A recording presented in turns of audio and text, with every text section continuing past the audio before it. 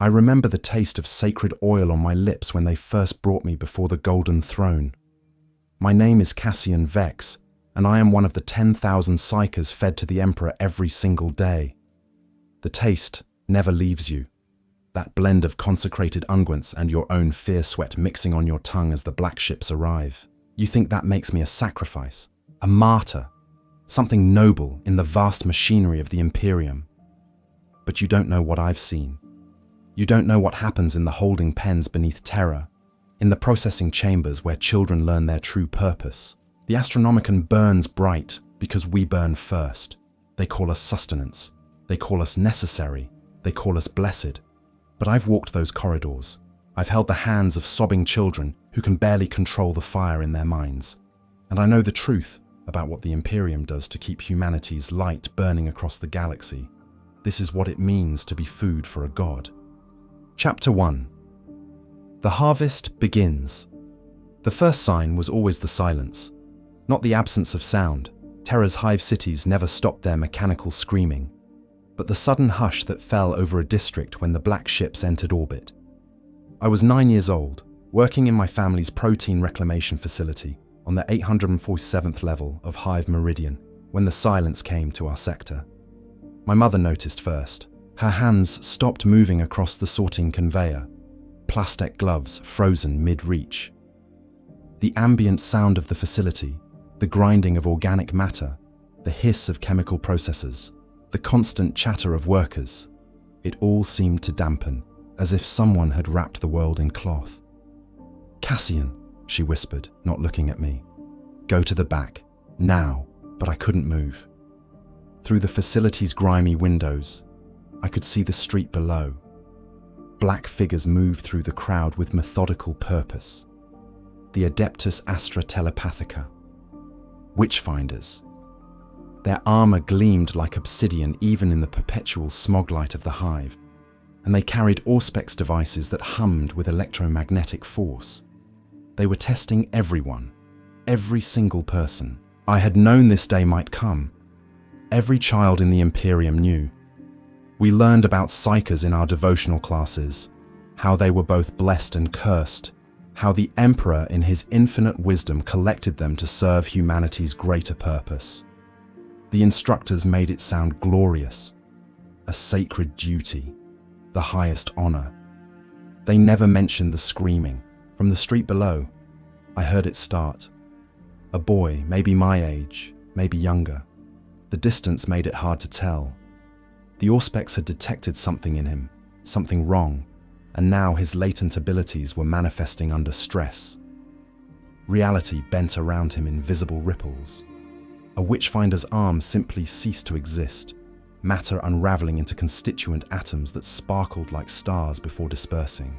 The squad responded with trained efficiency. Psi-dampening collars, suppression fields, tranquilizer bolts. Within seconds, the boy was unconscious, his power locked away, his body being carried toward the black transport that squatted at the intersection like a predatory insect. "The back room," my mother said again, more urgently. Her voice cracked on the last word. She knew. Of course she knew. Mothers always knew. I had been having the dreams for 3 months. Dreams where I could taste colors and hear emotions. Dreams where I reached out and touched someone's thoughts, like reaching into water. Dreams where something vast and terrible turned its attention toward me from beyond the stars, and I woke up screaming about eyes that had too many dimensions. My father had wanted to report me immediately. Better the black ships than chaos, he'd argued, late at night when they thought I was sleeping. Better he serves the Emperor than becomes a doorway for demons. But my mother had wept and pleaded for more time. Just a little more time. Maybe the dreams would stop. Maybe I was just imaginative. Maybe the Emperor would show mercy and let us keep our only child. The Emperor shows no mercy. That's not his job. I heard boots on the facility stairs.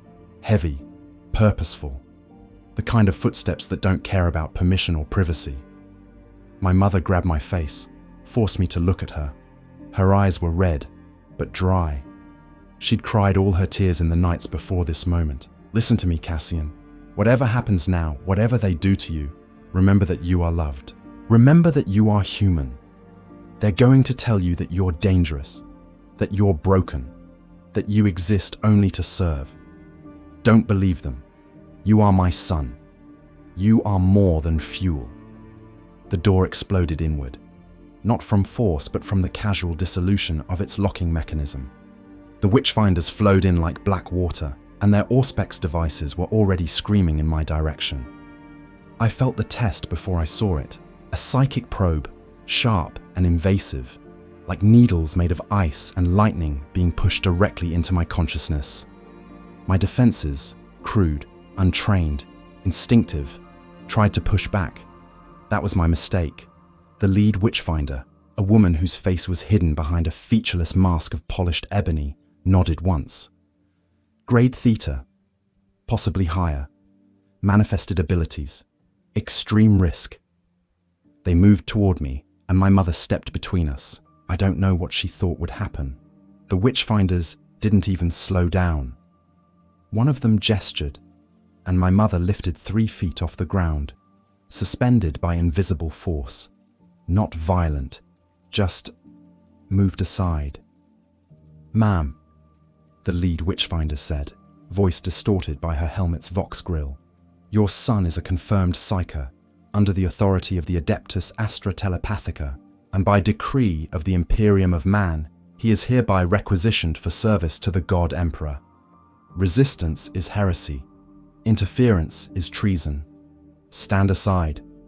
My father stood in the corner, hands clenched at his sides, saying nothing, doing nothing, looking at me like I was already dead. The collar came next. Cold metal, inscribed with prayers and psychically reactive crystals. The moment it locked around my neck, everything changed. The colors drained from the world. The ambient emotions I'd been unconsciously feeling, fear, love, anger, resignation, all of it vanished like someone had flipped a switch. I had never realized how much of my perception had become psychic until it was taken away. The silence in my head was more terrifying than anything I'd experienced in my dreams. They carried me out of the facility, down the stairs, into the street where dozens of other children were already loaded into the transport. Most were crying. Some were catatonic. A few wore expressions of resigned acceptance that seemed impossible for children their age. I was pushed into a cage. I won't insult either of us by calling it anything else. Made of plasteel and covered in purity seals. Through the bars, I watched my mother on her knees in the street, my father standing uselessly behind her. I watched them shrink and disappear as the transport lifted off. I watched the only home I'd ever known become just another cluster of lights in an endless sea of urban decay. The transport joined others in the sky, a convoy of the damned, all heading toward the same destination.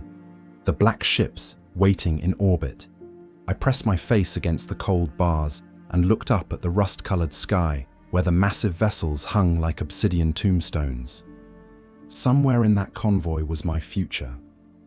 Somewhere above Terra, the Scholastica Psykana was preparing to receive its newest students, and somewhere far beyond, the Golden Throne waited, eternally hungry, eternally burning. I was 9 years old, and I had just become livestock. Chapter 2. The Black Ships. The hold of the Black Ship. Covenant of Silence smelled like fear and industrial disinfectant. They had packed us in by the hundreds. Children ranging from perhaps 6 years old to adolescents approaching adulthood. The older ones had clearly been psychers for longer, their eyes carrying a haunted quality that spoke of battles fought against their own minds. The younger ones mostly didn't understand yet. They cried for parents who would never come. They asked questions that had no comforting answers. The collar around my neck had a serial number etched into it. PSI 847, Mare 004726. I was no longer Cassian Vex, son of Marcus and Helena. I was a designation, a unit to be processed. We were in a chamber that extended far beyond what I could see in the dim lumens. Rows upon rows of restraint harnesses hung from the walls, most of them occupied. The architecture was ancient, covered in prayers and purity seals that dated back thousands of years. How many children had passed through this exact space? How many had stood where I stood, wearing the same expression of numb terror? A tech priest moved through the rows, silent, except for the whir and click of their augmetic limbs. They stopped at each child, scanning their collar, making adjustments, occasionally marking someone with a luminous paint that glowed sickly green in the darkness. I would later learn that this marked us by power level and risk category. When the tech priest reached me, their optics, 6 of them, arranged around where their face had once been, focused with mechanical precision. The Auspex scan lasted longer than it had for most children. The tech priest's binary cant quickened, a stream of data I couldn't understand, but that clearly concerned them. They marked my harness with 2 colors, green and red. High power, high risk. Speak Unit PSI 847 MAR 00472726, the tech priest intoned, their voice rendered emotionless by extensive modification. Have you experienced psychic manifestation beyond dreams? I thought about lying. Then I thought about what happened to liars in the Imperium. Yes, I whispered. Describe the manifestation. I touched someone's thoughts, my father's. I didn't mean to. He was thinking about turning me in, and I heard it like he was speaking, but his mouth wasn't moving. The tech priest processed this information with a series of clicks and whirs. Telepathic sensitivity, common manifestation, category assigned, potential astropath track. They moved to mark something on a data slate, then paused. Additional manifestations. I hesitated. This was different. This was the thing I'd told no one, not even my mother. Sometimes when I dream, I see somewhere else, somewhere that isn't real. There are voices there. They want to show me things, beautiful things, terrible things. They promise. The tech priest's hand clamped over my mouth with surprising speed. Around their arm, a suppression field activated, making my teeth ache and my vision blur. Cease vocalization immediately. Do not describe. Do not detail. Do not remember. They released me and made a sharp gesture. 2 guards appeared. Massive men in powered armor, members of the Ordo Malleus's militant arm. They flanked me immediately, weapons trained not at me, but at the space around me, as if something might tear through reality at any moment. The tech priest's binary cant became rapid-fire urgent. More guards appeared. A woman in the black and red robes of a sanctioned psyker swept into view, her empty eye sockets weeping blood, where her sight had been ritually removed. She extended her hand toward me, and I felt her power push against my mind. A test, a probe, searching for corruption. After what felt like an eternity, she withdrew. Grade Epsilon-, warp exposure but no taint detected. Not yet. She turned to the tech priest. Mark him for immediate sanctioning upon arrival at Terra. This one doesn't wait for training. He goes straight to the soul binding. My stomach dropped. I'd heard of sanctioning. Every psyker in the Imperium had to undergo it, a ritual where the Emperor himself touched your mind, burning away weakness and instability while binding your soul to his will. The survival rate for young psykers was roughly 70%. For those who survived, most were left permanently changed, blinded, aged decades in moments, scarred in ways both physical and psychological. The strong survived, the weak died. That was the Emperor's mercy. They moved me to a different section of the hold, away from the general population. Here the restraints were stronger, the suppression fields more powerful. I counted 11 other children in this isolation area. Most looked worse than me. Skin marked with psychic stigmata, eyes that glowed with barely contained power, bodies that twitched with involuntary manifestations even under maximum suppression.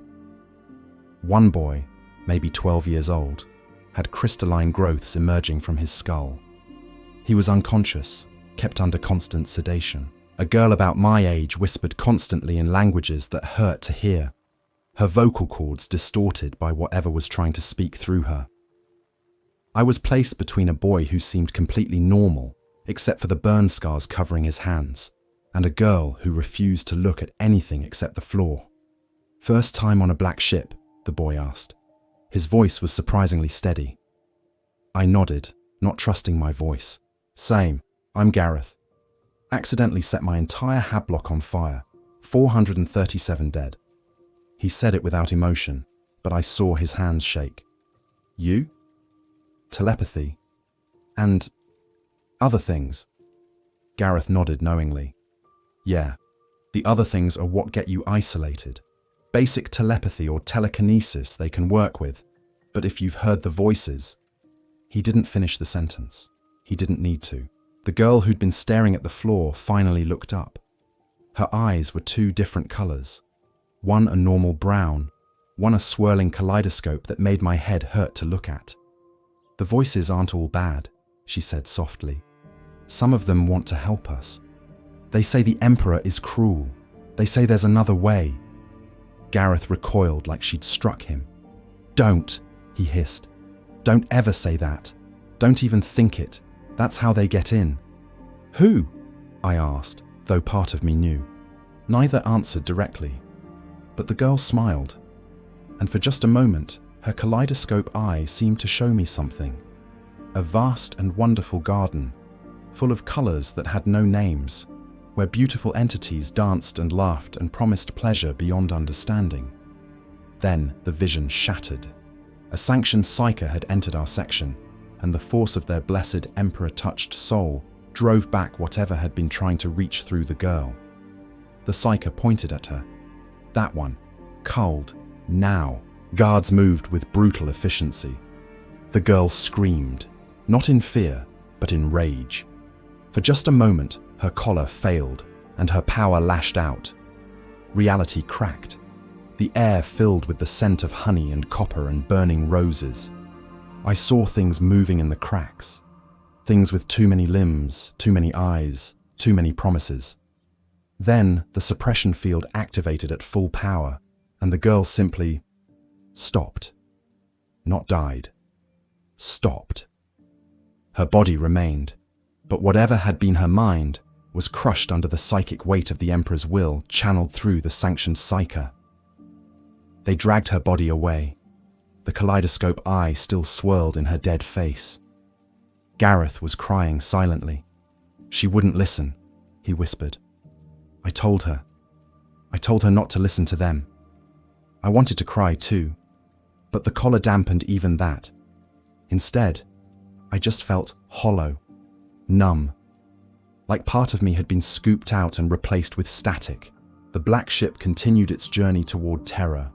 In the isolation chamber, we high-risk psykers sat in our restraints and tried not to hear the voices that whispered from just beyond the veil of reality.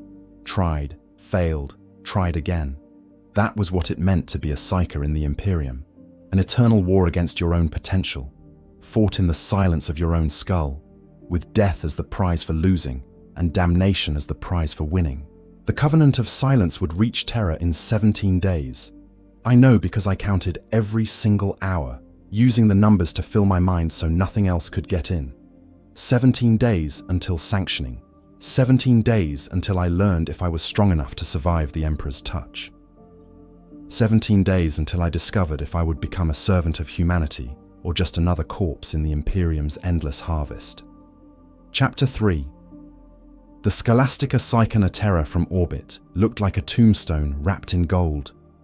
I had imagined the cradle of humanity as something magnificent, something that justified the prayers and devotion of quadrillions. Instead, I saw a planet that had been scoured of natural beauty and rebuilt into a monument to function. The entire surface glowed with artificial light. Hive cities stacked upon ancient hive cities, layer upon layer of human civilization compressed into vertical metropolises that scraped the upper atmosphere. And at the planet's heart, visible even from orbit as a golden radiance that hurt to perceive, the Imperial Palace, the Golden Throne, the place where the Emperor of mankind sat, neither living nor dead, devouring psychic power to maintain the Astronomican, the place where I would either be consumed or transformed. The covenant of silence descended through Terra's atmospheric layers, passing security cordons that could vaporize battle fleets. We entered a canyon of architecture, flying between towers so massive that clouds formed around their peaks. Below, I glimpsed streets crammed with humanity, millions upon millions of souls living their entire lives without ever seeing the sky. Our destination became clear as we approached the Imperial Palace's outer districts, the Scholastica Psykana, a fortress complex dedicated to processing, training, and sanctioning psykers. Its black stone walls bore prayers written in letters 50 feet high. Its towers bristled with psychic suppression equipment and defensive armaments designed to contain or destroy anything that might manifest within. It was a prison, a school, and an abattoir, all combined into one. The ship docked at a landing platform that could have accommodated a dozen more vessels our size. As we disembarked under heavy guard, I saw other black ships arriving and departing in a constant flow. The harvest never stopped. Every day, thousands of psykers from across the Imperium arrived here. Every day, the Imperium's hunger for psychic fuel was fed. They herded us, I won't use a gentler word, into processing chambers that stank of fear and antiseptic. Here, the collars came off, but only because they were replaced with more sophisticated versions. These new restraints included neural interfaces that could trigger paralysis or unconsciousness with the press of a button. The message was clear: you are never free, you are never trusted, you are never safe. A sanctioned psyker addressed us in a courtyard surrounded by walls inscribed with wards. She was ancient, her skin like parchment, her empty eye sockets still seeping blood from a soul binding that must have occurred decades ago. But her voice carried the weight of absolute authority. "You are psykers," she said, and the word felt like an accusation. "You are humanity's most dangerous weapon and its greatest weakness. The warp flows through you.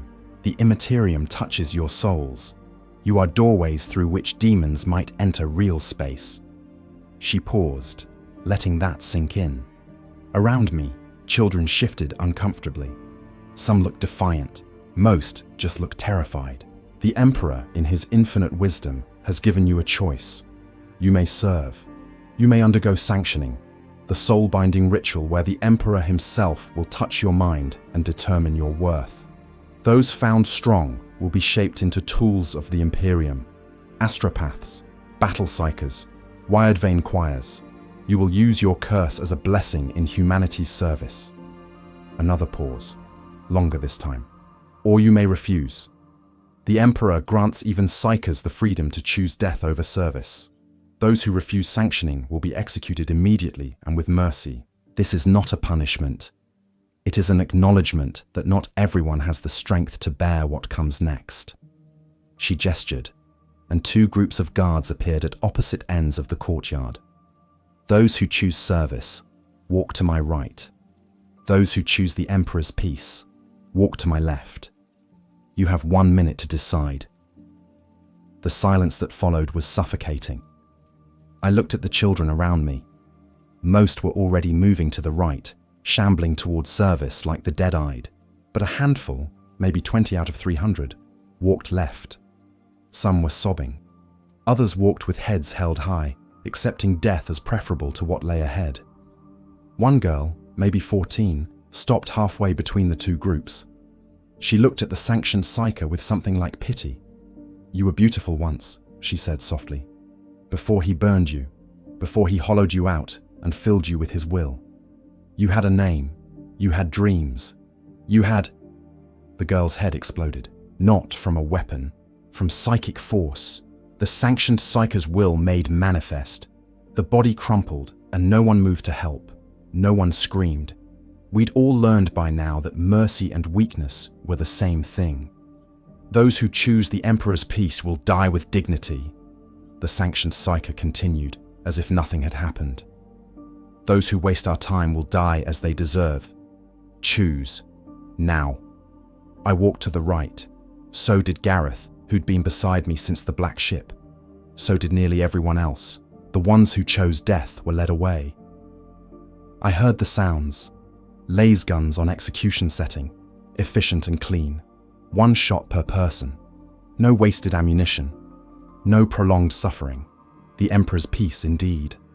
Those of us who remained were divided by power level and psychic discipline. My green and red marking from the black ship meant I went into the high-risk group, about 40 children who showed both power and warp exposure. We were the priority cases, the ones who needed sanctioning immediately before we became liabilities. They took us deep into the Scholastica Psykana, through corridors lined with psychic dampeners and patrol servitors armed with consecrated flamers. The architecture became older the further we went, stonework that dated back to the Unification Wars. We were walking through history, through the bones of ancient Terra. Finally, we reached a chamber that made my soul hurt to perceive. It was circular, vast, and every surface was covered in psychically reactive crystals that resonated with the warp. At the chamber's center stood a device that looked like a throne crossed with a torture device.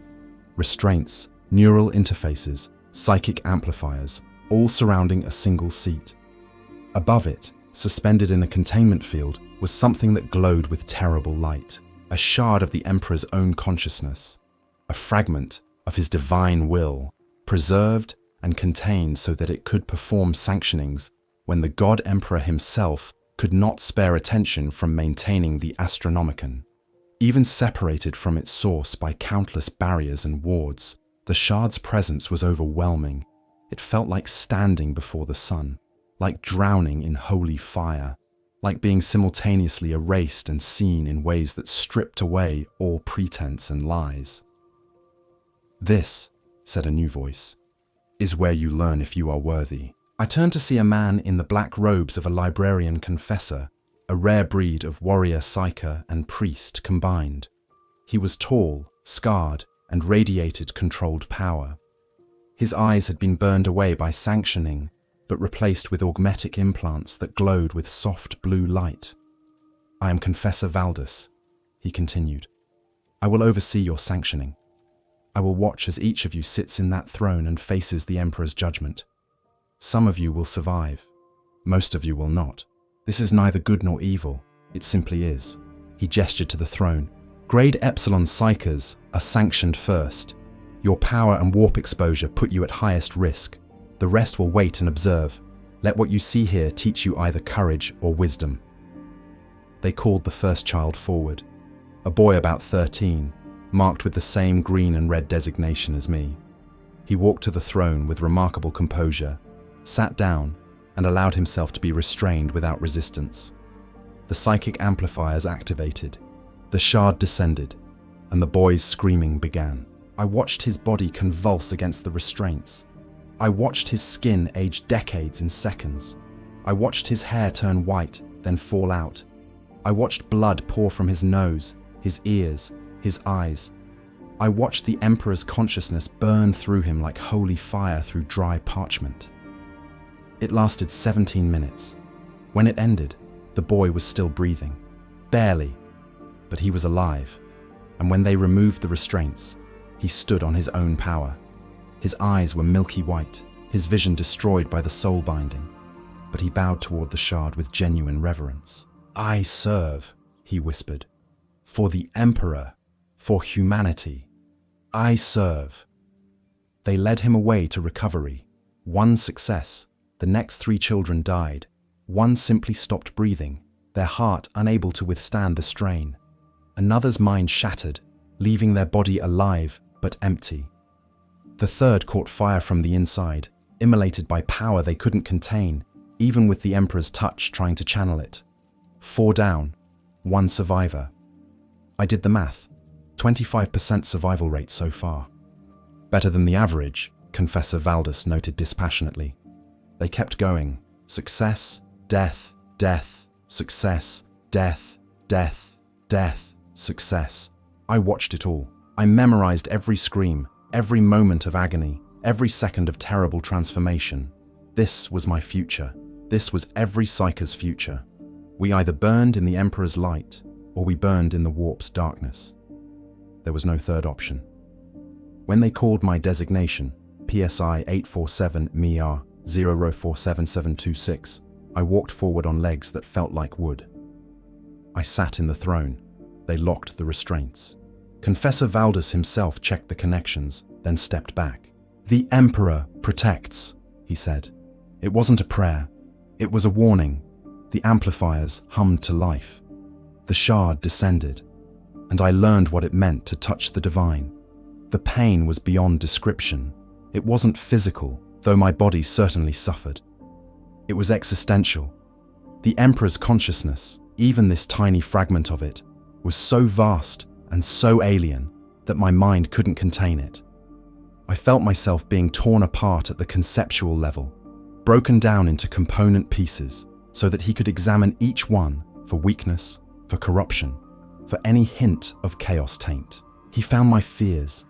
He found my doubts. He found the dreams where I'd heard the voices from beyond, where I'd been tempted by promises of power and freedom. He found every weak point, every vulnerability, every crack in my soul where demons might enter, and he burned them away. The Emperor doesn't heal. He doesn't comfort. He purifies through destruction. Every weak part of me was incinerated, leaving only what was strong enough to serve. My telepathic abilities were stripped of their chaotic potential and restructured into something clean and controlled. My connection to the warp was rewired, filtered through his will rather than running raw and wild. I felt centuries of life drain away in moments. I felt my eyes begin to die, the cells unable to withstand the psychic pressure. I felt my youth being consumed as fuel for transformation. But I also felt something else. Underneath the pain, underneath the burning, there was not love, nothing so gentle, but purpose, certainty, the absolute conviction that what was happening to me served something greater than myself, that my suffering brought safety for billions, that my transformation was necessary. I don't know when I started screaming. I don't know when I stopped. When consciousness returned, I was no longer in the throne. I was on a medical slab, my body covered in nutrient pastes and regenerative unguents. Confessor Valdus stood over me. "You live," he said simply. 27 minutes under the shard, aged approximately 15 years. Partial blindness. Your left eye is functional at 60%. Your right is dead. Neural damage consistent with successful sanctioning. Psychic rating now alpha grade. Tightly controlled. He helped me sit up. The world looked strange. Colors muted. Edges blurred. But when I reached out with my mind, carefully, I felt the difference immediately. My power was still there, but now it ran through channels carved by the Emperor's will. Controlled. Directed. Safe. "What happens now?" My voice was hoarse from screaming. "Now," Valdus said, "you train, you learn to use what you've become. And then, young Cassian, you serve." He was the first person to use my name since I'd left Hive Meridian. It made me want to cry, but my tear ducts had burned away during sanctioning. I had survived. I was sanctioned. I was no longer just a liability waiting to happen. I was a weapon, and the Imperium would teach me how to kill. Chapter 4. The Soul Forge. Training in the Scholastica Psykana made the Black Ship look merciful. They divided us sanctioned survivors into tracks based on our psychic disciplines and remaining capabilities. Gareth, whose pyrokinetic abilities had only intensified through sanctioning, was sent to the militant division to become a battle psyker. Others went to become astropaths, their ability to project thoughts across the void now purified and strengthened. I was assigned to something different, something most people outside the Adeptus Astra Telepathica never learned existed: the Soul Wardens. We met our instructor in a chamber deep beneath the Scholastica, in rooms that predated the Imperium itself. She was ancient even by sanctioned psyker standards. Her skin like leather stretched over bone, her body more machine than flesh. But her mind remained sharp as a knife, and her power radiated from her like heat from a forge. "I am Warden Adept Kefta," she announced to the 15 of us who'd been selected. "You have been chosen for a duty that few know exists, but that all depend upon. You will become psychic executioners, monster hunters. You will track down rogue psychers, chaos cultists, and demonic incursions. You will be the Imperium's immune system, destroying cancers before they can spread. She paced before us, her augmetic legs hissing with each step. Your sanctioning has made you stable. Your training will make you deadly. Most psykers are taught to fear their power, to constrain it, to use it sparingly. You will learn the opposite. You will learn to weaponize your gifts, to burn bright and fast, because your lives will be short regardless. The bluntness was almost refreshing. No pretense, no false comfort. The Imperium consumes psykers at a prodigious rate, Kefta continued. Most of you know about the daily feeding of the Golden Throne. 10,000 psykers sacrificed every single day to maintain the Astronomican. What you may not know is that this is merely the largest consumption point. There are thousands of smaller operations that require psychic fuel. Warp drives that need navigators who burn out after a dozen jumps. Psychic choirs that power void shields and detection systems. Grey Knight recruitment that kills 99 out of 100 candidates. She stopped, fixing us with her eyeless gaze. You are part of this consumption system. Your lives belong to the Imperium. They always have. But we offer you a choice in how you are consumed. You can spend your remaining years hunting monsters, using your power in the field, dying in combat against real enemies. Or you can refuse training and be reassigned to the Astronomican maintenance crews, where you will live perhaps 3 more years feeding the throne. Everyone chose combat. Of course we did. The training began immediately and without mercy. They taught us to kill with our minds. Not the clumsy, untrained violence of manifestation gone wrong, but precise, controlled psychic assassination. I learned to slip into someone's thoughts like a knife between ribs, to find the thread of their consciousness and simply cut it. A person could be dead before their body realized what had happened. We practiced on servitors first, then on criminals from the hive cities, men and women already sentenced to death. Their executions simply moved forward and made useful.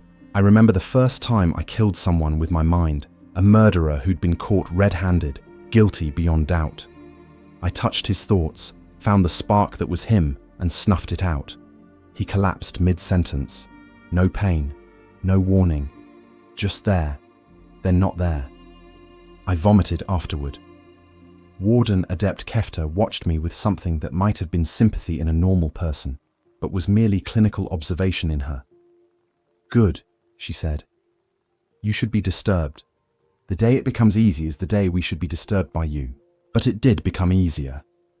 That was the terrible truth. After the 10th execution, the 100th, my hands stopped shaking. My stomach stopped rebelling. I learned to separate the act from the emotion, to see targets as problems to solve rather than lives to end. They taught us combat in both physical and psychic forms, how to survive in war zones where our collars couldn't protect us from incoming fire, how to reinforce our bodies with psychic power to move faster, strike harder, endure more, how to create barriers of pure will that could stop bullets or deflect energy weapons. I sparred with my fellow trainees in chambers designed to contain psychic combat.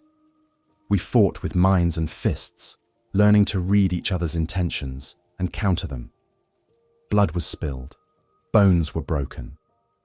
2 trainees died when their control slipped and their power consumed them from within. We mourned for exactly 1 minute. Then training continued. They taught us about the warp and its inhabitants. We studied demonology from texts so dangerous that each page was warded against corruption. We learned the names of the ruinous powers, Khorne, Tzeentch, Nurgle, Slanesh, and the signs of their influence. We memorized the symptoms of possession, the stages of corruption, the ways that chaos could infiltrate even the most faithful servants of the Emperor. This was the most dangerous part of training. Simply knowing about demons was a form of vulnerability. Knowledge could become invitation. Several times during our studies, wards activated as something tried to push through into our classroom, drawn by the very act of us learning about it. Each time, Warden Adept Kefta dealt with it personally. I watched her unmake demons, her power enhanced by decades of sanctioning and training. She would speak words of banishment in High Gothic so ancient that they hurt to hear, and reality itself would reject the intruding entity. I saw her once face down a demon of Tsinch that had manifested through a student who'd been weak in their faith. She burned the demon and the student together, then continued the lesson without pause. Mercy is measured in bullets spent, she told us afterward. 1 bullet to kill the corrupted is mercy. 1,000 bullets to stop the demon they become is failure. The lesson was clear. We were weapons, and weapons had to be sharp. Hesitation meant catastrophe. During our 3rd month of training, they revealed our final purpose. We gathered in the same chamber where we'd first met Warden Adept Kefta, but now there were others present, high-ranking inquisitors, representatives from the Ordo Hereticus and Ordo Malleus, even a space marine librarian in grey armor who radiated power that made my sanctioned abilities feel like a candle next to a star. "You are nearly ready," Kefta announced.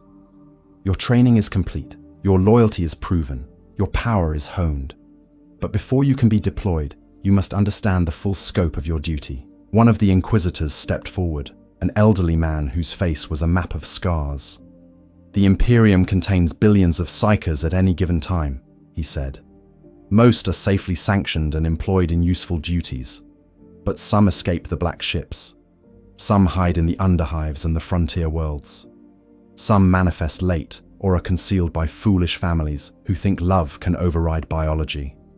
He activated a hololith display that showed statistics I could barely comprehend.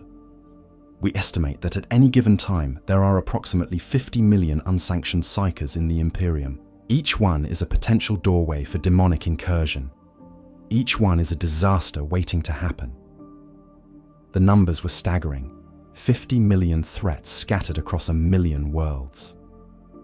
"Your duty," the Inquisitor continued, "is to find them, hunt them, and either bring them for sanctioning or kill them before they can cause catastrophe. You will work in small teams, deployed to crisis zones across the Imperium. Your life expectancy in the field is approximately 5 years.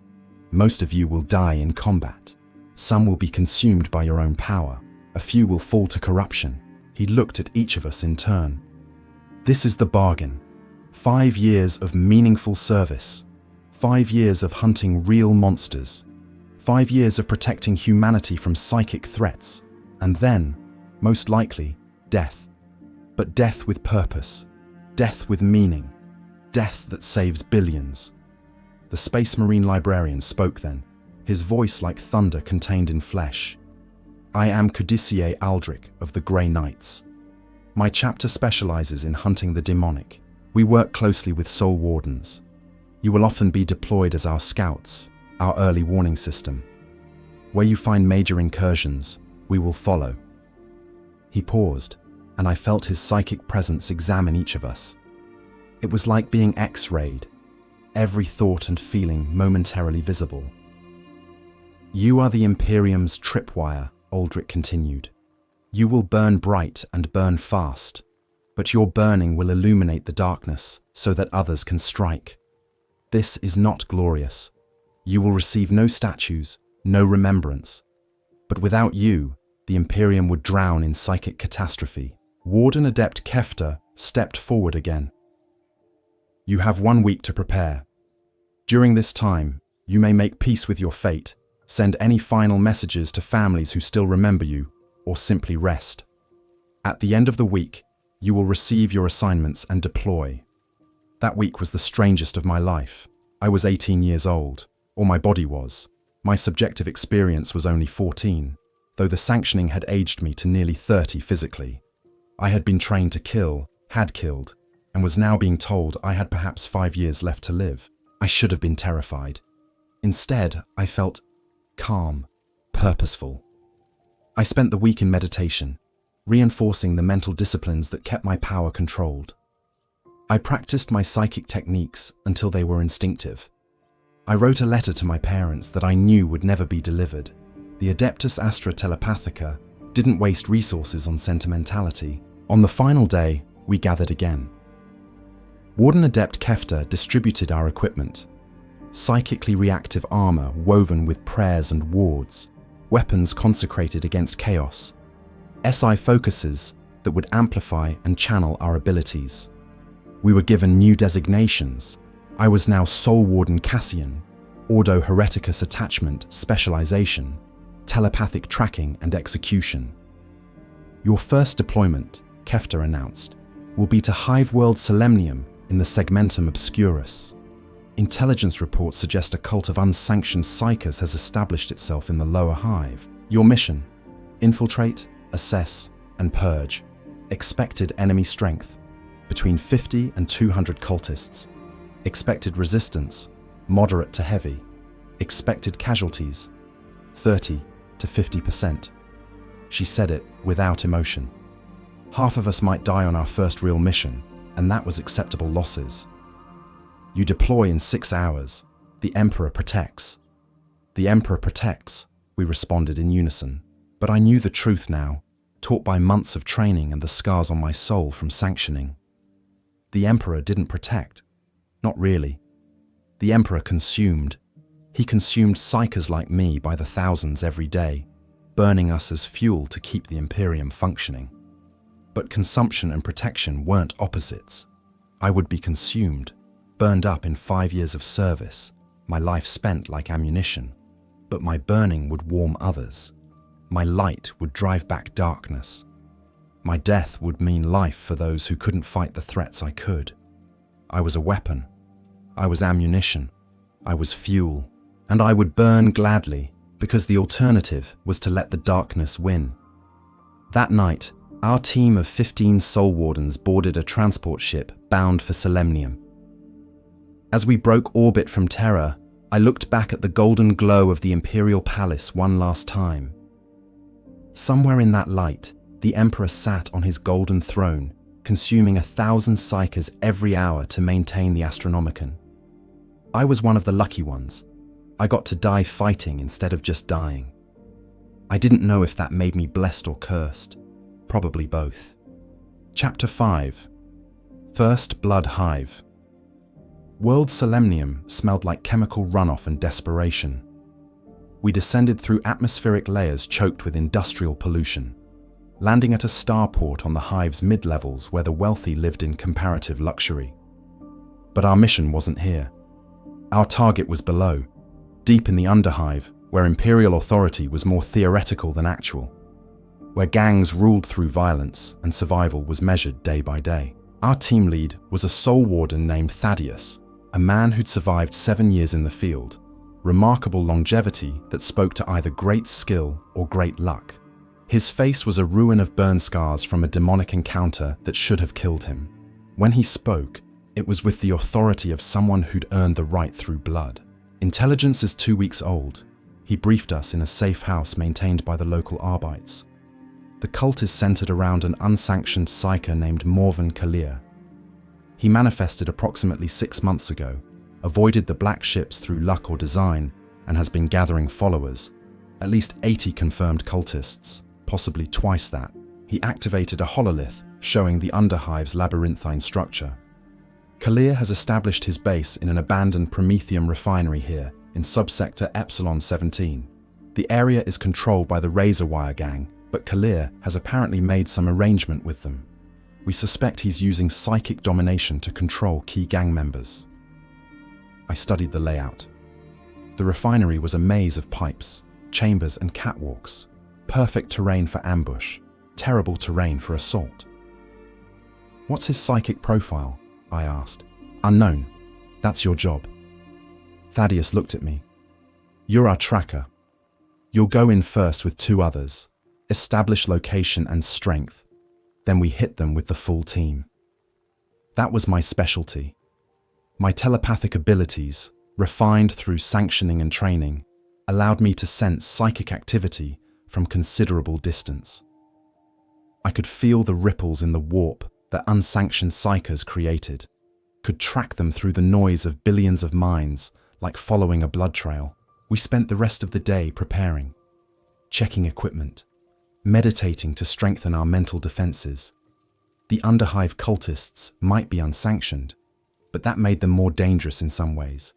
Their power was wild, unstable, capable of unpredictable manifestations. A sanctioned psyker fought with precision.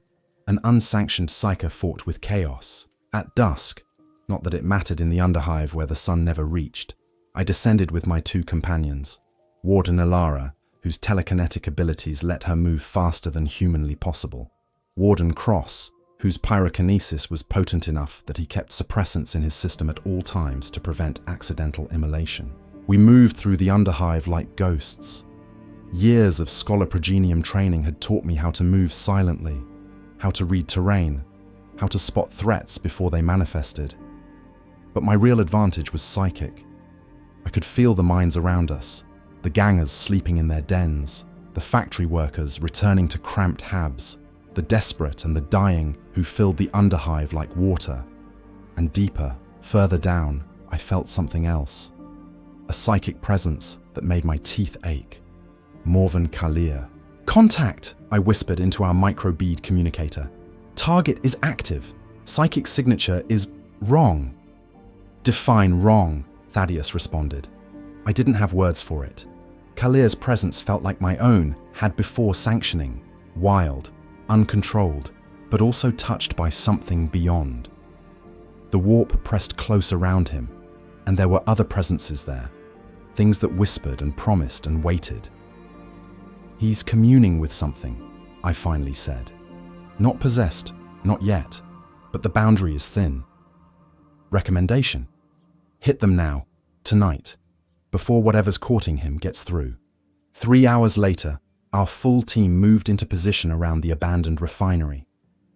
I could feel the cultists inside, 87 distinct minds, most of them desperate underhive dwellers who'd been promised power, purpose, something to make their miserable lives meaningful.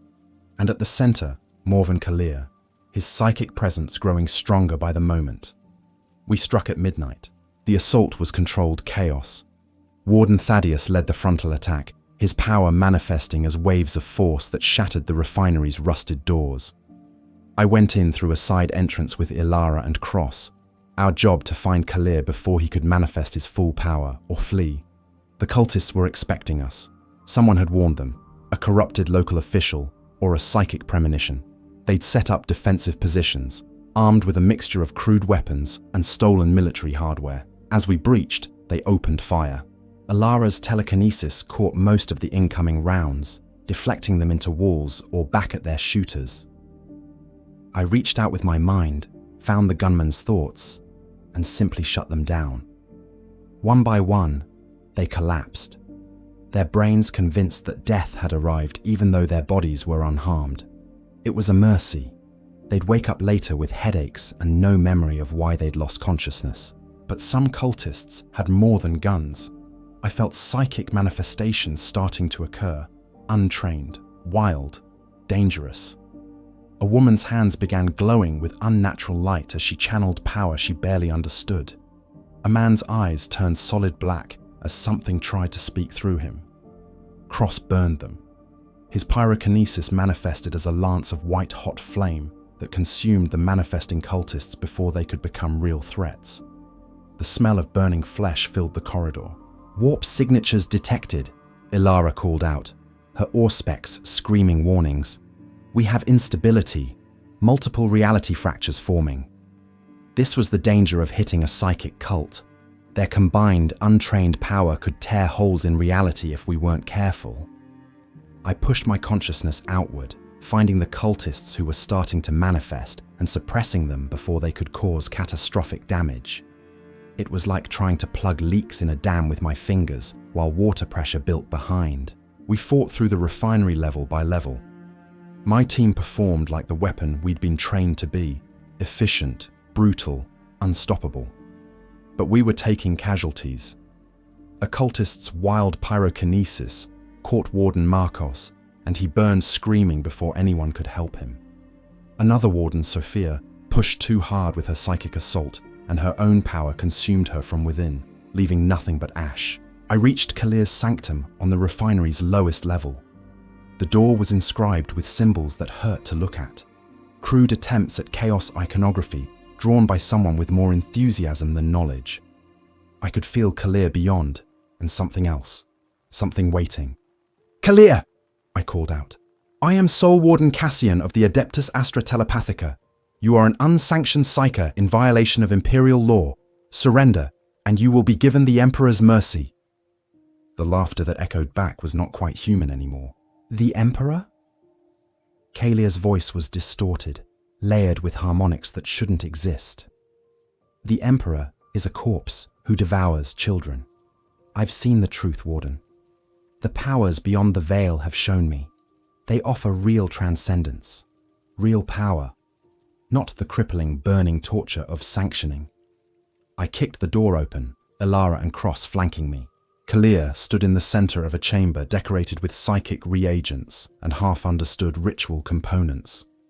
He'd tried to create a summoning circle, but his ignorance had saved him. He'd gotten the geometry wrong, preventing whatever he was trying to call from fully manifesting. But he'd gone far enough.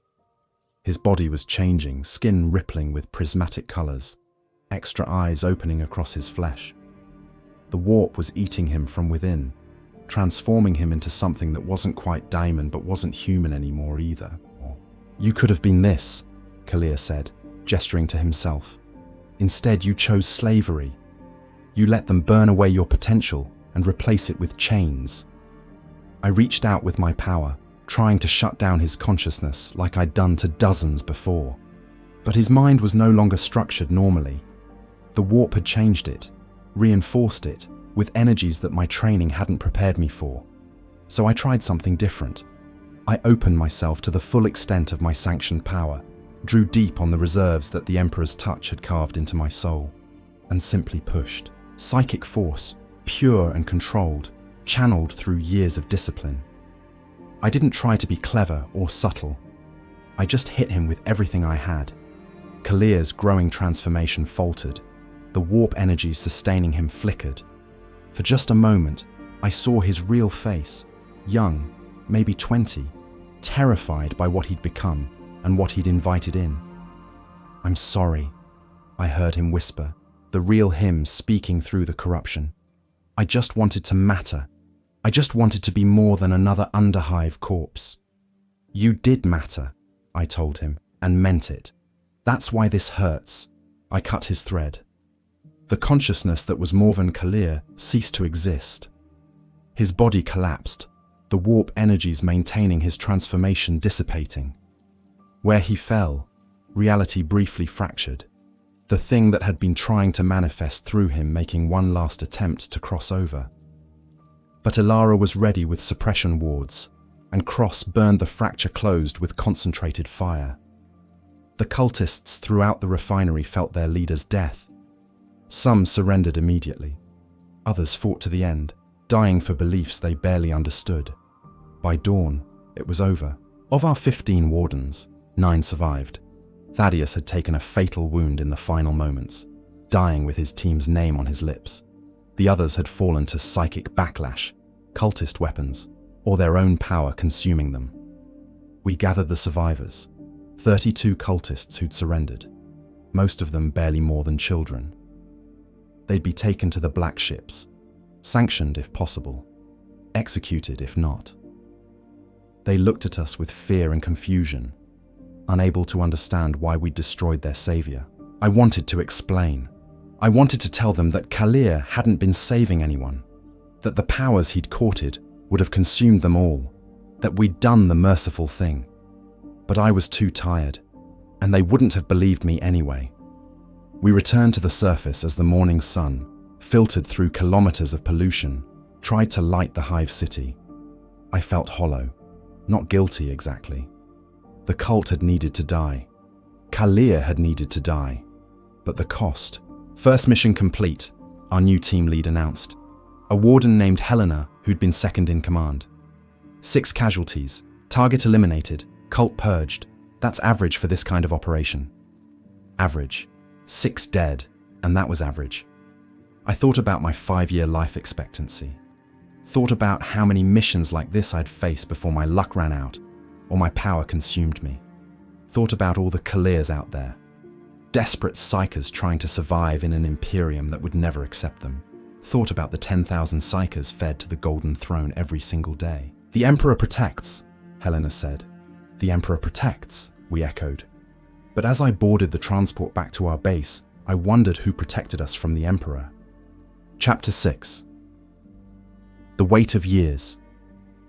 3 years passed in blood and fire. I won't chronicle every mission, every cult purged, every unsanctioned psyker I hunted down and killed or captured. They blur together after a while, the desperate faces, the pleas for mercy, the inevitable moment when my power reached into their minds and extinguished what made them themselves. By my 3rd year as a Soul Warden, I'd personally killed 47 psykers and captured 82 more for Sanctioning. My team had purged 12 major cults and countless minor manifestations.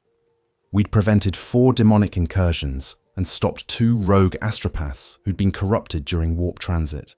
I was good at my job. Too good, maybe. The problem was that the work never ended. For every psyker we captured, 10 more manifested across the Imperium. For every cult we destroyed, 5 more formed in the shadows. We were fighting an endless war against human nature itself. The simple biological fact that 1 in 10,000 humans was born with psychic potential. The mathematics were crushing. In an Imperium of quadrillions, that meant billions of potential psykers. Most were weak enough to live normal lives without manifesting. Many were caught by the black ships. But millions slipped through the cracks, living in terror of discovery or ignorance of their own danger. And every single one of them was a potential apocalypse waiting to happen. I saw it on Tertiary Hive Mordian. An 8-year-old girl whose telekinetic abilities manifested during a moment of stress, tearing apart her classroom and killing 23 students before we could suppress her. She'd been a good child, faithful, beloved by her family. But stress had triggered her abilities, and instinct had made her lash out. We took her for the black ships. I checked later. She didn't survive Sanctioning. Too young, too traumatized, not strong enough to withstand the Emperor's touch. I saw it on Agricultural World Terminus. A farmer who'd hidden his precognitive abilities for 40 years, using them to predict weather and harvests, living a quiet life and harming no one. But age had weakened his control, and the warp pressed closer. When we found him, he was already halfway to becoming a doorway for something hungry. We killed him on his own farm, burning his body so thoroughly that nothing remained for corruption to use. I saw it on Forge World Metallicus, an entire prayer choir of low-grade psykers who'd been serving the Mechanicus faithfully for decades.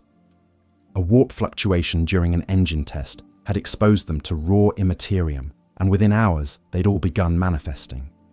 20 good servants of the Omnissiah transformed into screaming conduits for chaos. We purged them with flamer and bolt. They died praying to the machine god, even as their bodies betrayed them. Each mission took pieces of me, not physically. My body had already been aged and scarred by Sanctioning. But psychically, emotionally, the constant killing wore away at something fundamental. I became harder, colder, more efficient. The others noticed. Warden Helena pulled me aside after a particularly brutal purge on a shrine world where we'd killed 63 cultists in a single night. "You're getting close to the edge," she told me bluntly. "I've seen it before. Wardens who do this work too long, who kill too many, who stop seeing people and only see threats. They either burn out or turn." "Turn?" I asked, though I knew what she meant. "Corruption. The warp gets in through the cracks that killing creates. You start to enjoy it. You start to feel justified in excess. You start to think that maybe the Emperor's way is too restrictive, that your way is better. And then one day you wake up and realize you've become the thing you hunt." I wanted to protest. I wanted to say I was fine, that I could handle it, that I was strong enough. But I'd touched the minds of enough corrupted psykers to recognize the signs in myself. The growing numbness, the way I'd stopped learning names of cultists before I killed them. The casual efficiency with which I could now extinguish a human consciousness. "What do I do?" I asked quietly. Helena looked at me with something like sympathy. "Remember why. Not the Imperium's why, not the propaganda. Your why. Why you chose to fight instead of going to the throne. Why you think this matters." That night, I meditated on her words. Why did I fight? The easy answer was duty, service, the Emperor's will. But those were abstractions. What was the real reason? I found it in a memory I'd tried to forget. A girl on tertiary hive Mordian, before the one who killed her classmates. This one was maybe 6 years old, sitting in a processing center after we'd captured her cult. She'd been so young when they recruited her that she didn't even understand what a cult was. She just knew that the adults had been nice to her, had told her she was special, had taught her to make lights dance in the air. I'd sat with her while we waited for the black ships. She'd shown me her trick, tiny motes of light conjured through barely trained telekinesis. So proud, so innocent. "Am I going to die?" she'd asked me. I'd wanted to lie. Instead, I told her the truth as gently as I could. "I don't know, but whatever happens, the Emperor will be with you." "Will it hurt?" "Yes, but I promise you, you won't be alone." She'd held my hand during the transport to the black ships. I'd volunteered to accompany her, even though it wasn't necessary. I'd stayed with her until she was taken for sanctioning, and I'd waited to learn the result. She survived. Against all odds, at only 6 years old, she survived. The sanctioning took her vision and aged her body, but her mind remained intact. She became an astropath in training, her telepathic gifts channeled into useful service. I'd saved her. Not from death. Death might have been kinder, but from becoming a monster, from being consumed by powers she couldn't understand, from opening doorways for things that would have used her innocent soul as a gateway to spread horror. That was my why. Not the millions I'd never meet, not the abstract billions, but individual children like her, who deserved a chance to be more than fuel for demons. It didn't make the killing easier, but it made it bearable. My 4th year saw me promoted to team lead, after Helena died facing a Slaaneshi cult on Pleasure World Sivera. The enemy Psyker had filled her mind with sensations so overwhelming that her brain simply shut down. She died experiencing ecstasy that would have damned a lesser soul, but her training held. Her last act was to trigger a psychic deadman switch that suppressed the enemy Psyker long enough for us to kill him. As team lead, I had access to information I'd never seen before. The full scope of the Imperium's psychic consumption. The numbers were staggering. 10,000 Psykers per day to the Golden Throne, 300,000 per year. But that was just the Astronomican. The full numbers were worse. Another 5,000 per day in various Imperial operations, warp drive navigators, psychic choirs, sanctioning fuel, research subjects, and dozens of other uses. And that didn't count combat casualties like US Soul Wardens, or training deaths, or execution of those too weak or too corrupted to serve. In total, the Imperium consumed approximately 20,000 Psykers every single day. 7 million per year, 70 million per decade. The harvest had to be eternal just to maintain current operations. The black ships never stopped. The sanctioning chambers never cooled. The Golden Throne never ceased its burning. We were an empire built on consuming our own children. And I was part of that machine, feeding its Psykers I captured, becoming complicit in an endless cycle of harvest and consumption. But the alternative was worse. I'd seen worlds where Psykers ran free, where the black ships didn't reach, where corruption spread unchecked. They were nightmare realms where reality itself broke down, where demons walked openly, where human civilization collapsed into screaming chaos.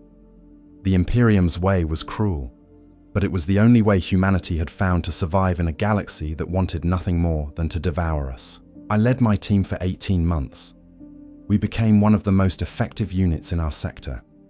High success rate, low corruption incidents, acceptable casualties. I learned to balance efficiency with humanity, to kill when necessary, but offer chances for redemption when possible. And then came the mission that changed everything.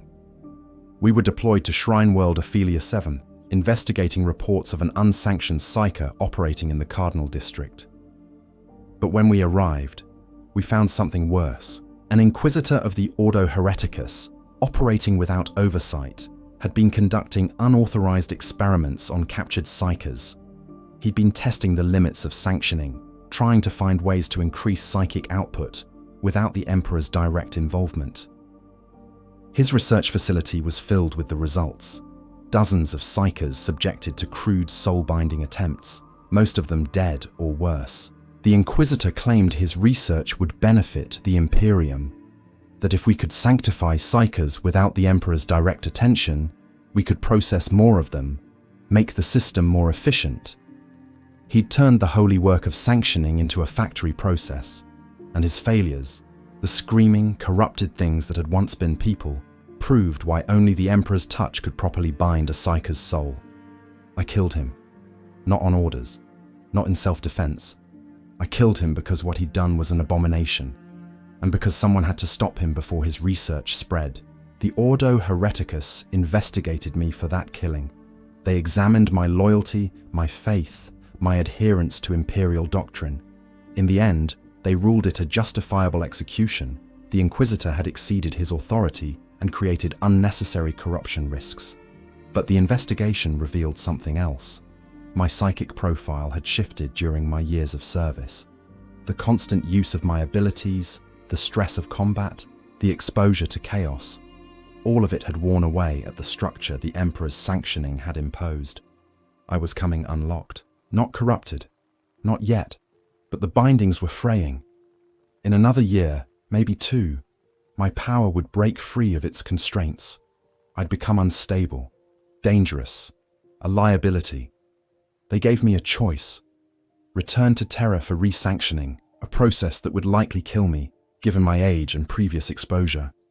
Or continue serving until I became too unstable, then accept the Emperor's peace. I chose to keep serving, not because I was brave, because after 4 years of fighting, dying seemed like a relief. Chapter 7. The Pilgrimage. My final year began with a summons to Terra, not for execution or resanctioning, but for something I'd never expected. After 5 years of service, longer than the average Soul Warden survived, I'd been selected for a rare honor, a pilgrimage to the Golden Throne itself to see firsthand what we all served. The journey took 3 months. Terra didn't allow just anyone to approach, even faithful servants like me. Security protocols, loyalty screenings, psychic examinations, layer upon layer of verification to ensure that no corrupted soul approached the Emperor's sanctum. When I finally stood before the gates of the inner palace, I felt like I was standing before the gates of heaven itself. The architecture was beyond magnificent, vast beyond comprehension, every surface covered in devotional art that dated back 10,000 years, every corridor filled with the weight of history and holiness. They took me deep into the palace, past the sections where pilgrims were normally allowed, past the great cathedral spaces where billions came to pray, down into the hidden heart of the Imperium, where only the highest servants of the Emperor ever trod. The air itself felt different here. Charged with psychic energy, the Emperor's presence was so powerful that reality bent around him, creating zones where physics itself became optional and faith became fact. My guide was an ancient custodian, one of the Emperor's personal guardians who'd stood watch for centuries. He spoke little, but his presence was reassuring. These were the Emperor's chosen warriors, genetically perfected beyond even the Space Marines. If something went wrong, if my fraying sanctioning failed and I became a threat, he would kill me before I could complete a thought. "You understand what you're about to see," the custodian finally said as we approached the final corridor, the truth of the Golden Throne. "The price of the Astronomican, the cost of humanity's survival." "I understand," I said, though I didn't. Not really. The doors before us were adamantium inscribed with wards so powerful that looking at them made my eyes water. The custodian placed his hand on a biometric scanner, and the doors opened with a sound like a world breathing out.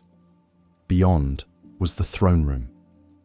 I'd imagined it would be grand, magnificent, a cathedral dedicated to humanity's greatest hero. Instead, it was a tomb. The Golden Throne dominated the vast chamber, but it wasn't golden anymore. Centuries of constant use had scorched it, tarnished it, damaged it beyond any craftsman's ability to fully repair. The technology was ancient beyond imagining, cobbled together from Dark Age knowledge that humanity barely understood anymore. Cables thicker than my body snaked everywhere, carrying power and coolant and fluids I couldn't identify. The air hummed with energy that made my teeth ache and my skin prickle. And on the throne itself sat the Emperor. I'd expected. I don't know what I expected. Glory, divinity, something that would justify the faith of quadrillions. Instead, I saw a corpse. The Emperor's body was withered, desiccated, held together by machinery and psychic will. His flesh was barely there anymore, stretched over bones that hadn't moved in 10,000 years. Tubes penetrated his body, feeding nutrients and removing waste. Sensors monitored every system. Servitors worked ceaselessly to maintain equipment that was failing faster than they could repair it. But his mind, oh, his mind. Even looking at the throne, I could feel the Emperor's consciousness. Vast, incomprehensible, fighting 1,000 battles simultaneously across dimensions human senses couldn't perceive. He was holding together the Astronomican while simultaneously, keeping the webway gates sealed while simultaneously, projecting his will across the galaxy while simultaneously doing a dozen other things I couldn't even begin to comprehend. He was performing miracles every moment, and each miracle was costing him everything he had left. Around the throne's base, I saw the feeding mechanism, the chamber of the Astronomican. This was where the daily sacrifice happened, where 10,000 psykers gave their lives to keep him strong enough to maintain his works. The chamber was circular, surrounding the throne like a moat. Right now it was empty. The feeding would happen at the appointed hour, but I could see the channels cut into the floor where the psykers would stand, the psychic conduits that would drain their souls and channel that energy into the Emperor's dying form. They come willingly now, my custodian guide said quietly. At first, in the earliest days after the heresy, they fought. They had to be forced. But 10,000 years of faith has changed that. Now they walk to the throne singing hymns, grateful to give their lives in service. How many? I asked. Total. How many psykers have died here? The custodian was silent for a long moment. 36,500,000,000 and counting, every day for 10,000 years. The mathematics are sobering.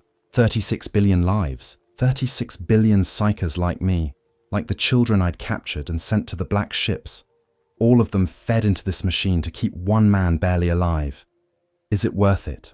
The question escaped before I could stop it. All those lives, all that suffering. Is he worth it? I expected anger, expected to be struck down for heresy. Instead, the custodian gestured toward a viewing portal that showed the sky above Terra. Look up, he commanded. I did. Through the portal, I could see the Astronomican, a psychic lighthouse so bright it hurt to perceive even indirectly. It blazed in the warp, visible across half the galaxy, guiding navigators through the chaos of the Imperium.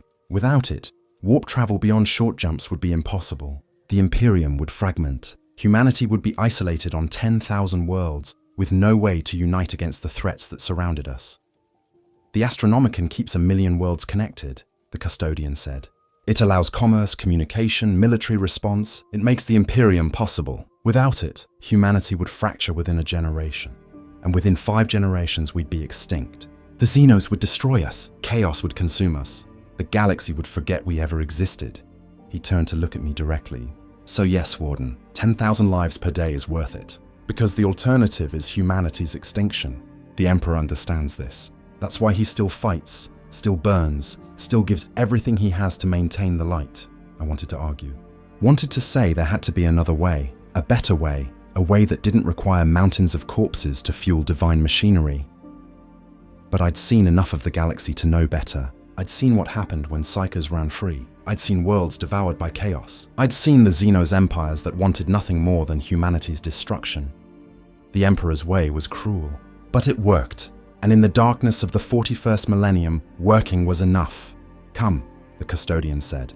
The feeding is about to begin. You should witness it. You've earned that right.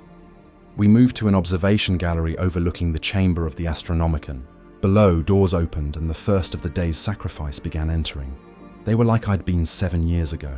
Young mostly, scared but also faithful. They'd been prepared for this moment, told that their deaths would serve the Emperor directly, that their sacrifice would literally save humanity. They wore simple white robes and no restraints. Each one walked to their designated position in the chamber, 10,000 souls arranged in concentric circles around the golden throne. They held hands, forming chains of human connection. They sang hymns, their voices rising in harmony. And then the machinery activated. I felt it from the observation gallery. The sudden pull as the psychic conduits opened and began draining the Psyker's life force. They didn't scream. Most of them didn't even seem to feel pain. The draining was remarkably gentle considering what was happening. Their bodies withered as I watched. Youth drained away, life force pulled out and channeled upward. Within minutes, 10,000 healthy young Psykers had become 10,000 corpses, desiccated and empty. The energy flowed into the Emperor, and for just a moment, I felt his consciousness sharpen, felt him push back against the endless tide of chaos a little more strongly, felt the Astronomican burn a little brighter. 10,000 lives bought perhaps 24 hours of continued function. Tomorrow, it would happen again, and the day after, and the day after that, forever, or until the Emperor finally failed and the Imperium died with him. "Do you understand now?" the custodian asked. I did. I finally fully understood what we all served. Not a god, not a conqueror, but a martyr who'd been dying for 10,000 years and couldn't be allowed to finish dying because humanity needed his sacrifice to survive. We were all part of that sacrifice. The Psykers who fed the throne, the soul wardens who hunted the unlucky ones who might have fed it, the custodians who guarded this tomb, the billions of Imperial citizens who lived and died without ever knowing the truth. We were all fuel for a machine that kept humanity alive one more day. "I understand," I said quietly. The custodian nodded. "Then your pilgrimage is complete. Return to your duties, Warden. Serve as you have served. And when your time comes, whether in battle or on the throne, know that your sacrifice matters." I returned to my team, different than I'd left. I'd seen the truth behind the faith, the terrible practicality behind the divine mythology. I couldn't unsee it, couldn't unknow it, but I also couldn't stop serving. Because if not this, then what? If not the Emperor's cruel machine, then chaos and extinction. The Imperium wasn't good, but it was all humanity had. Chapter 8. The Last Harvest. My final mission came 6 months after the pilgrimage. The fraying of my sanctioning had accelerated. I could feel it in the way my power responded. Slower sometimes, more volatile others. I'd started having the dreams again, the ones where voices whispered from beyond. Nothing I'd acted on, nothing that suggested corruption, but warning signs nonetheless. I had perhaps 3 months left before I'd need to accept the Emperor's peace. Maybe less. The mission was straightforward by Soul Warden standards. A cult on mining world Carthus, led by an unsanctioned Psyker who'd been manifesting for approximately 8 months. Intelligence suggested 50 to 70 cultists. Low to moderate psychic threat. We deployed with a team of 8. I'd handpicked each one. Veterans who'd survived long enough to be skilled, young enough to not be fraying like me. This would be my last operation as team lead. After this, I'd transfer authority and begin the process of preparing for my end. Carthus was a desolate place, its surface carved into canyons by centuries of mining. The cult had established itself in an abandoned extraction facility deep in the largest canyon, far from Imperial oversight.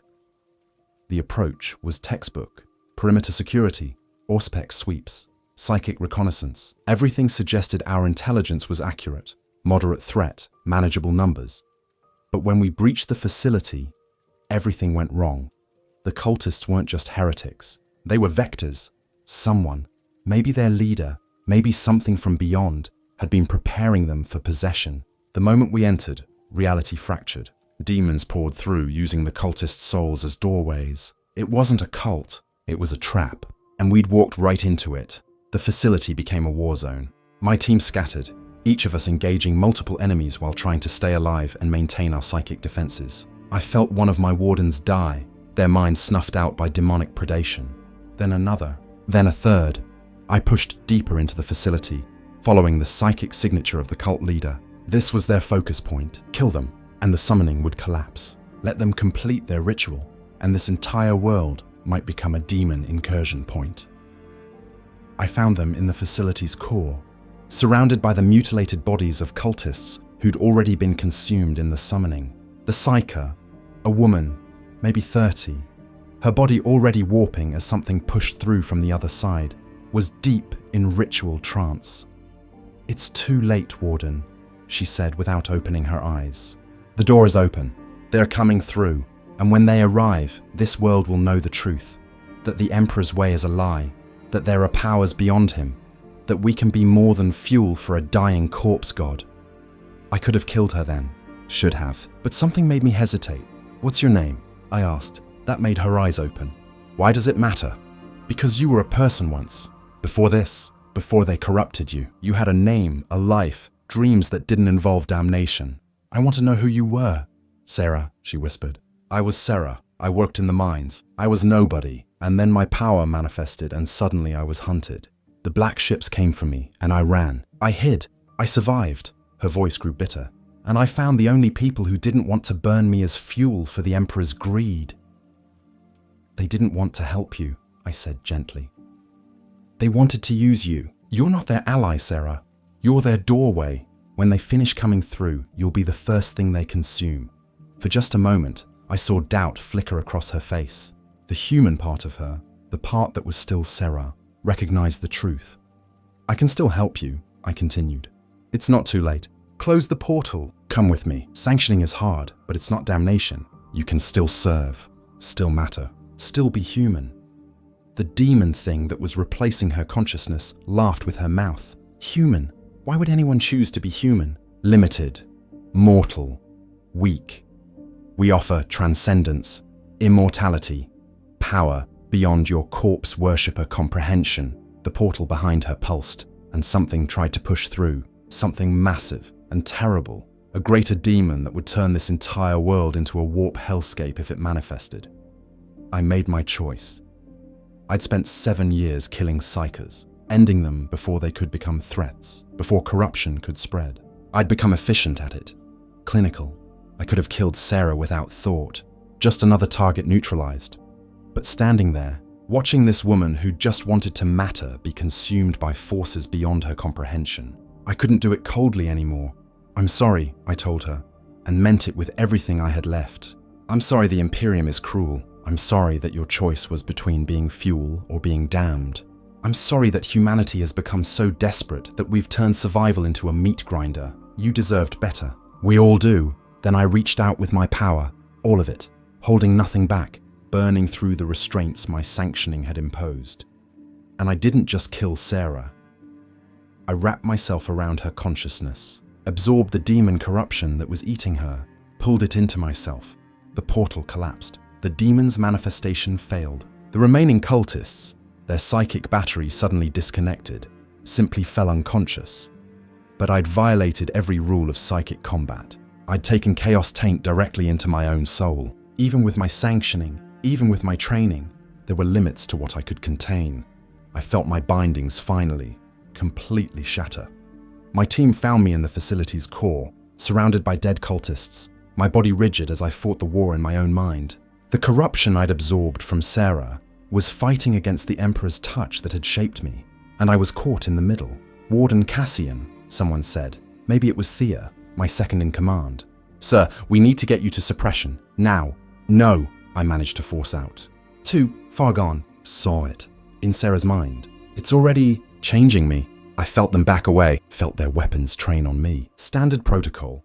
The moment a warden showed signs of corruption, they became a target. No exceptions, no sentiment. "Do it," I said, and was grateful my voice remained steady. "Clean kill.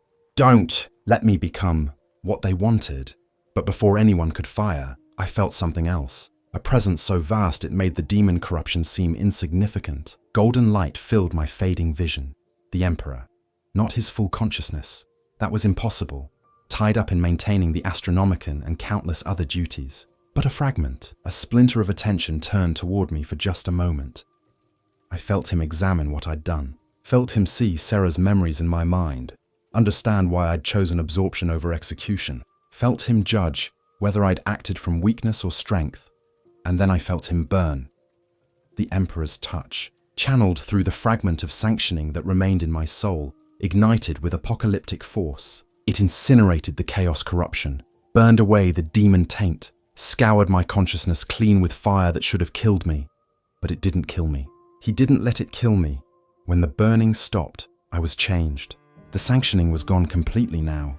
Not broken, but replaced with something different. I could feel the Emperor's will threaded through my consciousness, not as chains, but as structure, as purpose. I understood then what I'd become. Not a soul warden anymore, something rarer. A martyr in waiting, marked by the Emperor himself for the final service. Cassian? Thea's voice was uncertain. Are you? I tested my consciousness, my connection to my power. Everything worked, but it felt different, clearer, more focused, like I'd been tuned to a specific frequency. I'm me, I confirmed, but I'm also called. The Emperor has a purpose for me. They didn't understand, but they didn't need to. They got me back to Terra, back to the Scholastica Psykana, back to the custodians who served the Golden Throne.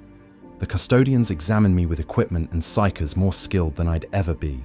They confirmed what I already knew. I'd been marked, selected. The Emperor himself had touched my consciousness and found me worthy of something. 3 days later, I stood once again before the Golden Throne, this time in the chamber of the Astronomican, as one of 10,000 psykers gathered for the daily feeding.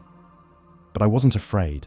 I'd spent 7 years hunting psykers, sending them to this fate. I'd seen 36 billion of my kind consumed to keep the Imperium alive.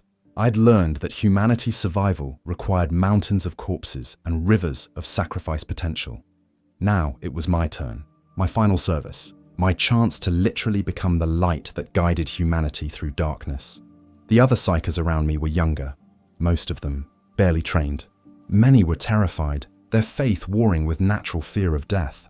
But some, the ones who understood, who'd seen enough of the galaxy to know why this mattered, stood calm, ready, willing. I looked up at the Golden Throne one last time, at the Emperor's withered body maintained by technology and will, at the endless sacrifice that kept humanity alive one more day.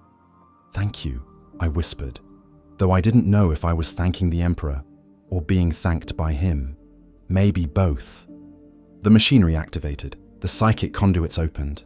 I felt my life force begin to drain, pulled upward and inward, channeled into the Emperor's dying form.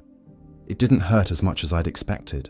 There was a moment of resistance, then acceptance, then a curious sensation of expansion, as if I was becoming something larger than myself. My consciousness touched the other 9,999 psykers in the chamber. For just a moment, we were all one mind, one purpose, one sacrifice. I felt our combined energy flow into the Emperor, felt him use it to push back against the endless tide of chaos, felt the Astronomican burn brighter for just a moment, felt my individual consciousness begin to dissolve. As I faded, I thought about my parents in Hive Meridian, who'd loved me despite my curse, about Gareth from the Black Ship, who'd tried so hard to be strong, about the girl on Tertiary Hive Mordian, who'd survived Sanctioning and become an astropath, about Sarah, who'd deserved better than the choice between being fuel or being damned, about all the psykers, billions upon billions, who'd burned so humanity could survive. We were the children raised to feed the Emperor. We were humanity's most precious resource and its most dangerous threat. We were born cursed and died as martyrs. We were the foundation upon which the Imperium was built, the fuel that kept its engines running, the light that pierced the darkness. We were necessary, we were tragic, we were human, and in the end, our burning kept the galaxy lit for one more day.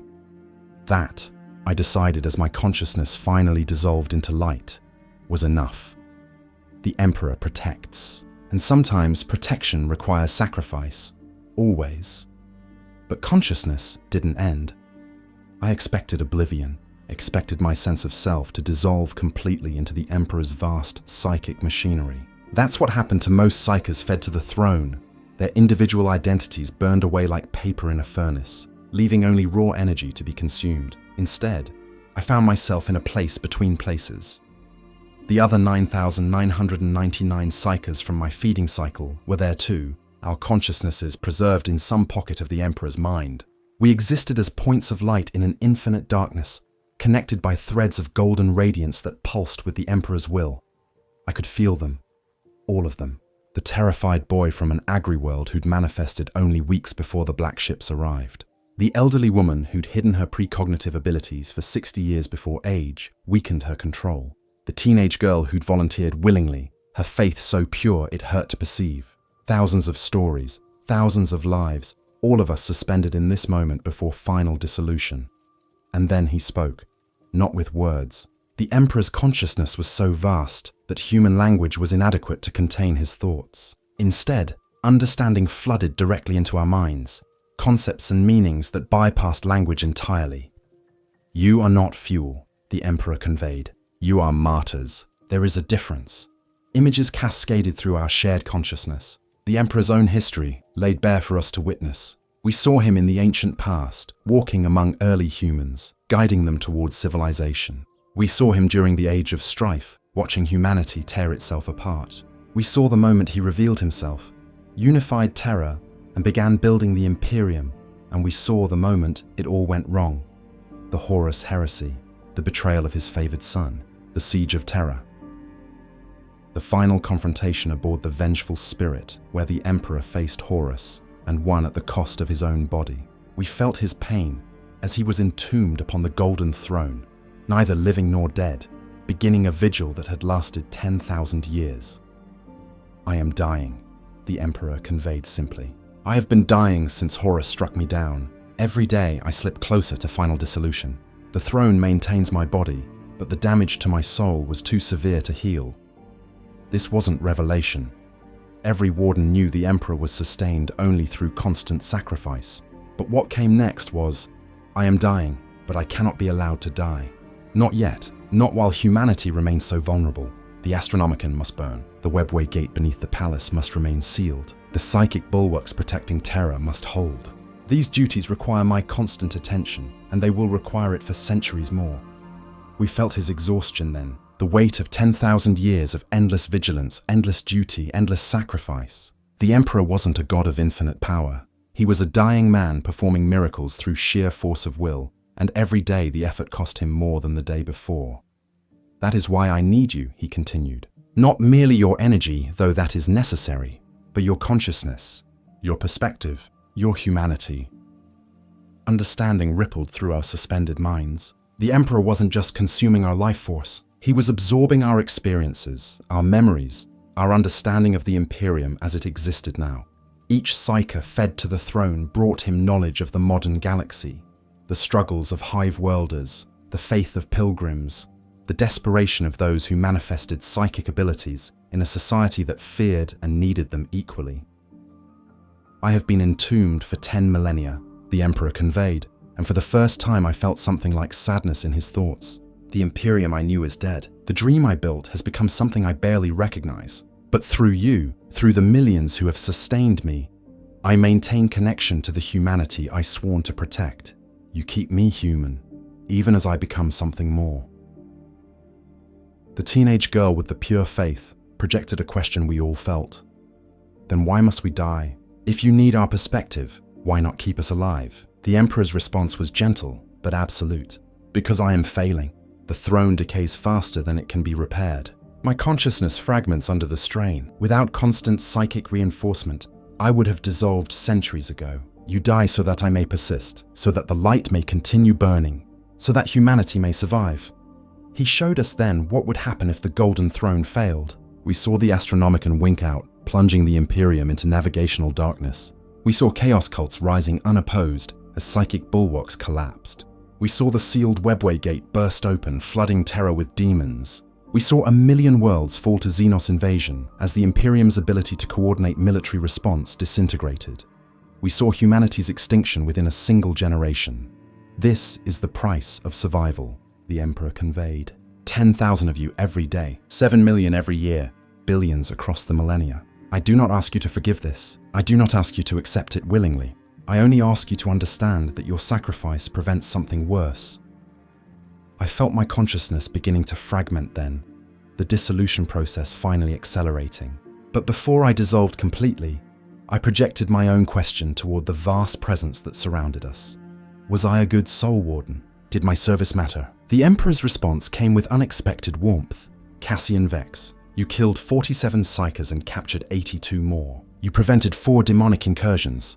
You saved the girl on Tertiary Hive Mordian and gave her a chance at meaningful service. You offered mercy to Sarah even as she damned herself. And in your final moments, you chose absorption over execution, willing to risk your own soul to save others." Images flooded my consciousness. Every person I'd saved, directly or indirectly through my 7 years of service, families who would have been slaughtered by manifesting psykers, worlds that would have fallen to chaos cults, the astropath who'd survived because I'd stayed with her through sanctioning, giving her the strength to endure. You were a good warden, the Emperor conveyed. You remembered that enemies were people, that mercy and duty were not opposites, that cruelty in service of protection could still be cruelty. You served the Imperium while maintaining your humanity. That is rare, that is precious. I felt his attention focus on me specifically, and for just a moment I understood what it meant to be truly seen by the Emperor of mankind. Every thought, every action, every moment of doubt and determination, all of it examined and understood and accepted. You will dissolve now, the Emperor told me. Your energy will sustain me for the next day. Your memories will join the billions I carry. Your consciousness will become part of the vast composite that allows me to remain connected to humanity. This is your final service, and I honor it. Will it hurt? I found myself asking, echoing the 6-year-old girl I'd accompanied to the Black Ship so long ago. No, the Emperor responded, and I felt his truth in the word. You have already endured the pain of sanctioning, the agony of transformation, the weight of killing. This final moment is gentle, a return to the light from which all consciousness emerges. Around me, the other 9,999 psykers began their final dissolution. I watched their lights wink out one by one, each consciousness merging into the Emperor's vast psychic presence. The terrified boy found peace at the last moment. The elderly woman felt relief that her long hiding was finally over. The faithful girl dissolved singing hymns, her joy radiating outward. My turn came, and I felt my sense of self begin to unravel. The boundaries that defined me as separate from everything else started to blur. I was Cassian, and then I was partly Cassian and partly something else, and then I was barely Cassian at all. But as I dissolved, I felt something unexpected. A small portion of my consciousness, the part that had been marked by the Emperor after absorbing Sera's corruption, didn't dissolve. Instead, it crystallized, hardened, became something that could persist even as the rest of me burned away.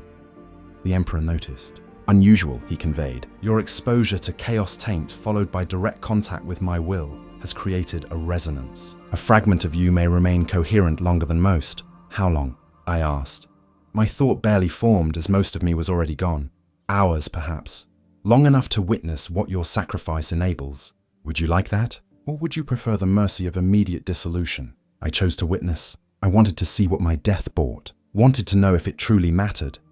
The Emperor honored my choice, anchoring the fragment of consciousness that remained. I found myself perceiving reality from his perspective, seeing through eyes that spanned dimensions human senses couldn't normally access. I saw the Astronomican from the inside, the vast psychic lighthouse that burned in the warp, visible across half the galaxy. It was powered by the energy of 10,000 psykers like me, consumed each day to maintain its brilliance. I watched our combined life force being channeled and focused, transformed from raw psychic potential into a beacon of ordered light in the chaos of the Imperium. Across the galaxy, I felt navigators using that light to plot their courses, saw ships successfully transiting the warp, guided by the beacon we'd become, watched as military fleets arrived to defend threatened worlds, as merchant vessels brought food to starving hives, as pilgrims journeyed to holy sites, all of it made possible because we burned. I saw the webway gate beneath the palace, the Emperor's failed project from before the heresy. It should have given humanity safe passage through the warp, but Magnus the Red's hubris had shattered it. Now it stood as a wound in reality, barely sealed, with demons pressing constantly against the barrier trying to flood through. The Emperor held it closed.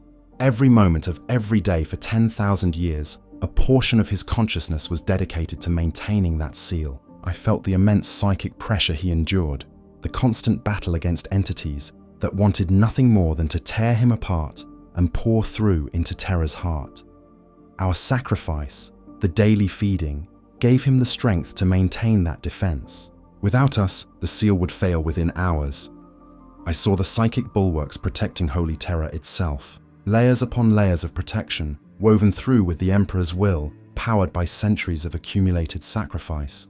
They kept the planet hidden from the worst predations of chaos, made it nearly impossible for demons to manifest within the Sol system, turned Terra into a fortress that even the ruinous powers hesitated to assault directly.